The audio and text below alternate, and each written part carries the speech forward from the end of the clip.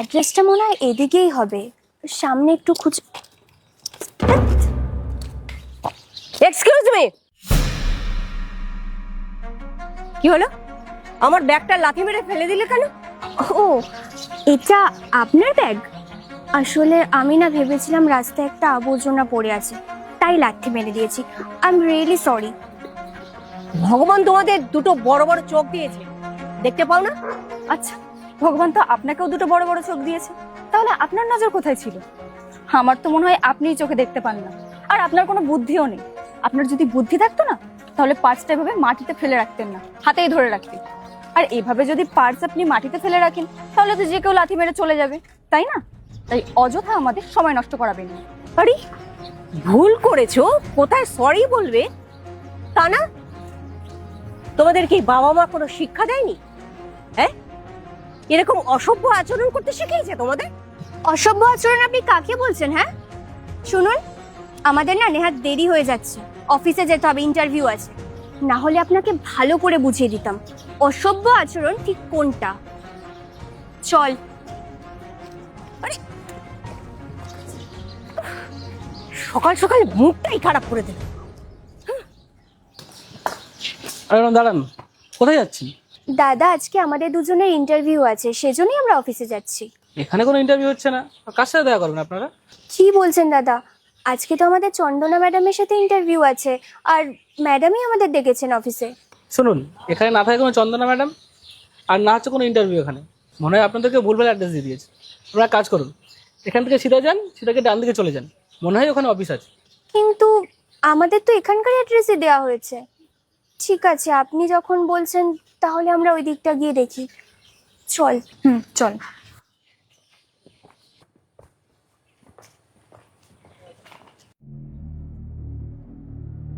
আরে ইয়ার, এখানে কোনো অফিস দেখতে পাচ্ছিস তুই? আরে তুই তো অন্ধ নোস, তুই দেখতে পাচ্ছিস না মানে আমিও দেখতে পাচ্ছি না। আচ্ছা, একটা কাজ করি, একটু সামনে যাই, কোথাও না কোথাও তো ঠিক থাকবেই। ঠিক আছে, চল। আরে সুমি, সামনে তো রাস্তায় শেষ হয়ে গেছে, আর তো কোনো রাস্তাই দেখতে পাচ্ছি না। ওই শয়তান লোকটা না আমাদেরকে বোকা বানিয়েছে। তুই ঠিক বলেছিস, আমার মাথাটা না এবার ভীষণ গরম হয়ে যাচ্ছে। চল এক কাজ করি, ইন্টারভিউ তো আমরা পরেও দিয়ে নিতে পারবো, আগে ওই সিকিউরিটি গার্ডের কাছে যাই আর ওকে মজা দেখাই। চল।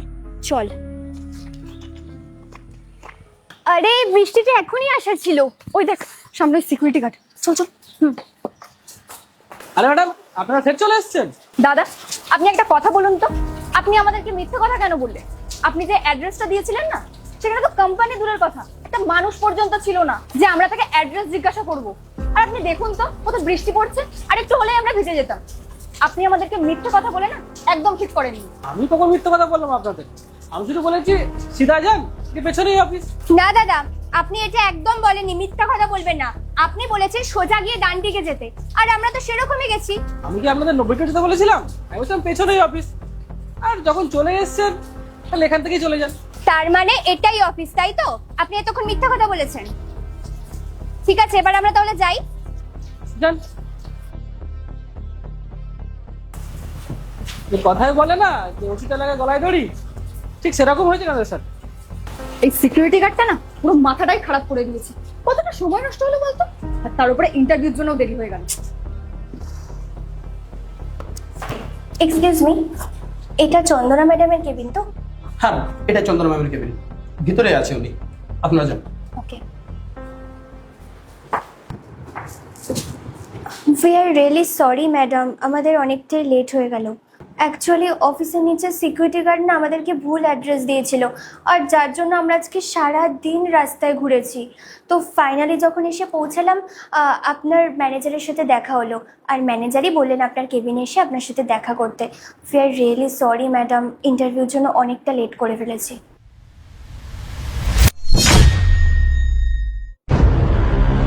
সুমি, এটা তো সেই মহিলাটা যার সাথে আমরা নিচে ঝামেলা করলাম।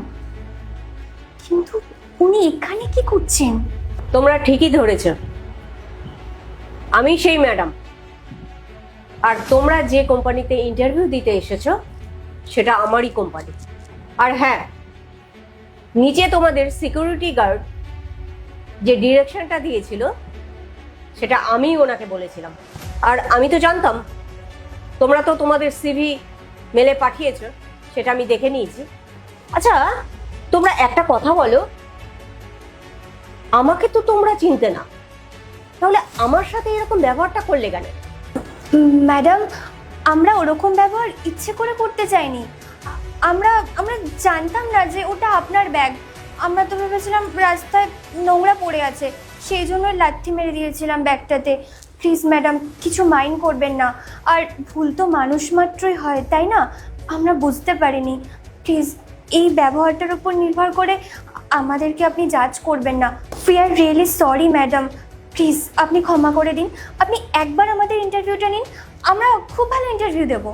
আরে না না, সরি তোমরা বলছো কেন? উল্টে তো আমার তোমাদেরকে ধন্যবাদ বলা উচিত, কারণ তোমরা এরকম ব্যবহারটা করেছো বলে না আমি তোমাদেরকে চিনতে পারলাম। আচ্ছা, তোমরা যে ইন্টারভিউ দিতে আসো বা একটা কোম্পানিতে যখন ইন্টারভিউ হয় তখন কি দেখে হয়? সিভি দেখে হয় এবং তার কোয়ালিফিকেশন দেখে হয়, তাই তো? আমিও তোমাদেরকে না জানলে আমিও হয়তো আমাদের কোম্পানিতে তোমাদেরকে নিয়ে নিতাম, কিন্তু ভাগ্যিস তোমাদের সাথে আমার দেখা হয়ে গেছিল, তাই জন্য তো তোমাদের ব্যবহারটা আমি টের পেয়েছি। আর তাই আমার কোম্পানিতে তোমাদের কোনো জায়গা নেই, তোমরা এবার যেতে পারো। সরি ম্যাডাম, অজান্তেই আমাদের থেকে ভুল হয়ে গেছে। বাট আমরা ওরকম মেয়ে নই, আমরা খুব ভালো মেয়ে। আপনি আপনি আমাদের একবার সিভিটা তো দেখুন। রিয়েলি? তোমাদের সিভি আমায় আবার দেখতে হবে, তাই নাকি? শোনো, তোমাদের একবার দেখেই না আমি বুঝে গেছি আমাদের কোম্পানি তোমাদের হাত থেকে বেঁচে গেছে। আমার কোম্পানিতে তোমাদের কোনো জায়গা নেই। আরে তোমরা একবারও বিচার করলে না যে একজন বয়স্ক মহিলার সাথে কিরকম ব্যবহার করছো তোমরা? এই তোমাদের ব্যবহার? আর তোমরা চাইছো আমার কোম্পানিতে তোমাদের জায়গা হোক? কখনো না। তোমরা এবার যেতে পারো।